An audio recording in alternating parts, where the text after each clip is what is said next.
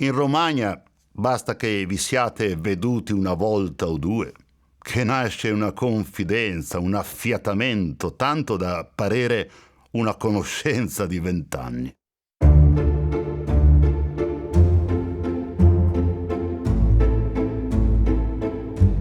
Nel cuore di questo paese dolce e solatio, come dice il Pascoli, sorge tra le colline e il mare, lungo la via Emilia, uno dei borghi autentici d'Italia, Forlimpopoli. Ed è proprio qui che sorge una casa speciale, da cui in qualche modo nasce la cucina italiana, la cucina più conosciuta al mondo, Casa Artusi, che deve il suo nome a Pellegrino Artusi, il padre della cucina domestica italiana. Perché Pellegrino Artusi, che nasce a Forlimpopoli nel 1820, è proprio colui che per primo ha raccolto e raccontato la cucina italiana nel suo La scienza in cucina e l'arte di mangiare bene, un libro che è entrato nella storia. La cucina è bricconcella. Spesso e volentieri fa disperare, ma dà anche piacere. Perché quelle volte che riuscite o che avete superata una difficoltà, provate compiacimento e cantate vittoria. Casa Artusi si trova al centro del paese, nel bellissimo complesso monumentale della Chiesa dei Servi.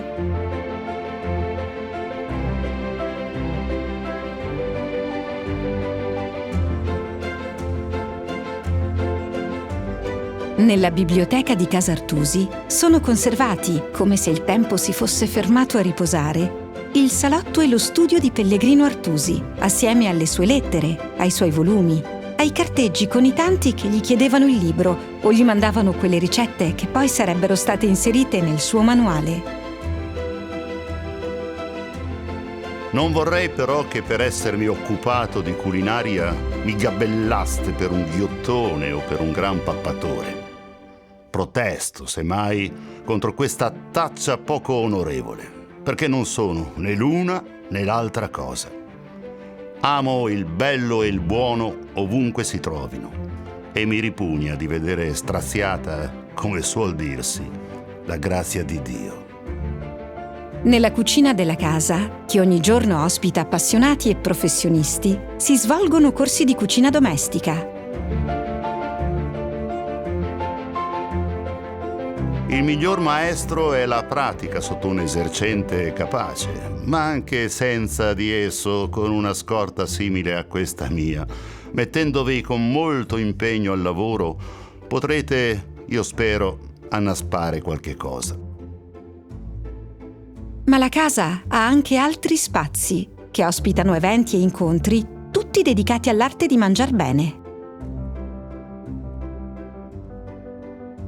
Fu proprio Pellegrino Artusi, alla sua morte, nel 1911, dopo 60 anni vissuti a Firenze, a indicare la città di Forlimpopoli come erede. Un patrimonio, certo, ma soprattutto un libro. Un libro che non è solo il ricettario che per primo racconta la cucina domestica italiana, ma è anche un'opera di impegno civile. Attraverso le pagine del suo manuale, infatti, Pellegrino Artusi contribuisce a costruire la giovane nazione italiana nella lingua e nei costumi. 14 edizioni, costantemente aggiornate nel numero di ricette e nel linguaggio, come specchio dell'Italia che cambiava. L'ultima, tradotta in tante lingue del mondo, è ancora la sintesi della cucina nostrana, con 790 ricette raccolte attraverso una fitta corrispondenza con le italiane e gli italiani del tempo, come fanno i food blogger di oggi.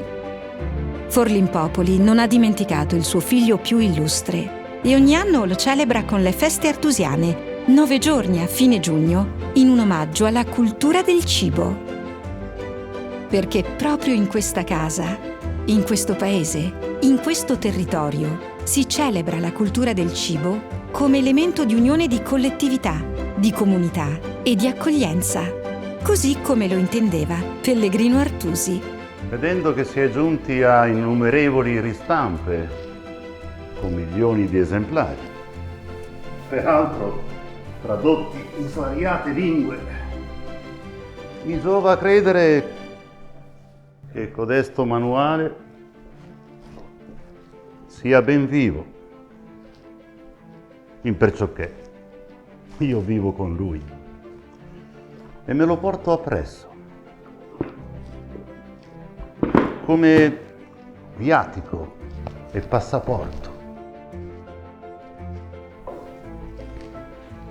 a testimoniare nel mondo il bello e il buono della cucina domestica italiana.